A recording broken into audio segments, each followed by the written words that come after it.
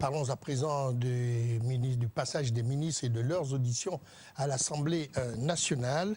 Il s'agit donc du ministre de l'économie numérique et de la Poste, Pastor Ngouanem, et sa collègue de la communication, Denise Mekam, qui sont venus présenter donc le projet du budget 2015. Substantiellement, ce projet est élevé, vu, bien entendu, les différents projets à mener à bien dans les programmes qui sont retenus. Voici le reportage d'Henri Nestor Ndjavé sur des images de Tim Bouling.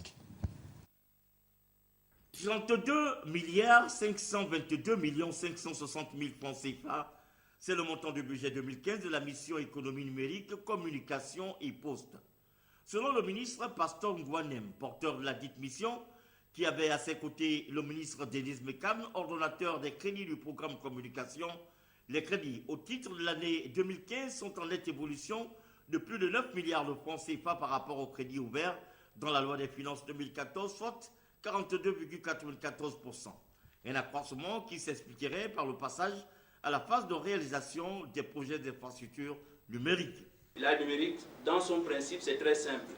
Il s'agit d'apporter aux populations, grâce à la technologie ou au TIC, d'apporter la voix, c'est-à-dire le téléphone, d'apporter l'image, c'est-à-dire la télé, et d'apporter Internet. C'est un projet qui va démarrer. Diverses initiatives existent. On a le comité Gabon Samsung. On a également d'autres entreprises locales qui, effectivement, veulent s'engager dans cette voie. Il n'y a donc pas de critère de choix. L'ambition du chef de l'État, son Excellence Ali Bongo Ndimba, est de couvrir l'ensemble de nos villages. Et actuellement, c'est à peu près 2400, on va dire 2500. C'est de couvrir l'ensemble suivant une programmation qui peut être triennale ou quadriennale, mais de couvrir l'ensemble des villages. Le ministre Pastor Ngouanem a tout aussi annoncé pour 2015 12 projets de loi qui seront soumis à l'examen de la représentation nationale, tous couvrant les domaines d'éthique et l'organisation d'un colloque mondial de régulation à Libreville en juin 2015, tout comme les études relatives à la création des textes législatifs. En ce qui concerne le domaine de la communication, l'une des actions concerne la gestion des médias et du cinéma pour un montant évalué à 4 milliards de francs CFA concernant, entre autres, la gestion administrative du secteur, notamment le suivi de la mise en œuvre de la réforme de l'audiovisuel public, la numérisation des plateaux techniques, la réhabilitation des stations provinciales, l'aide à la presse, l'attribution des autorisations nécessaires à la création des établissements publics et privés de communication, tout comme les accréditations des personnels des médias aux manifestations publiques et des personnalités étrangères. Et enfin, la promotion de la création cinématographique gabonaise, une belle brochette d'activités, pour ainsi dire, morceaux choisis.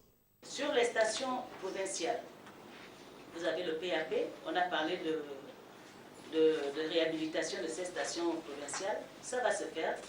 Je ne peux pas vous dire dans quel ordre, je ne peux pas vous dire, on va commencer par qui. En fait, c'est un programme qui est mis en place. La chaîne 2 n'a pas, c'est pas qu'on n'a pas pris en compte la chaîne 2, mais la chaîne 2 se retrouve à l'intérieur de Gabon Télévision. En fait, en faisant ce choix, le but c'était quoi? Je l'ai dit tout à l'heure, c'était donner une grande autonomie à ces structures et en faire de véritables industries qui s'insèrent dans le Gabon des services. Alors la réforme implique quoi? La réforme implique la formation.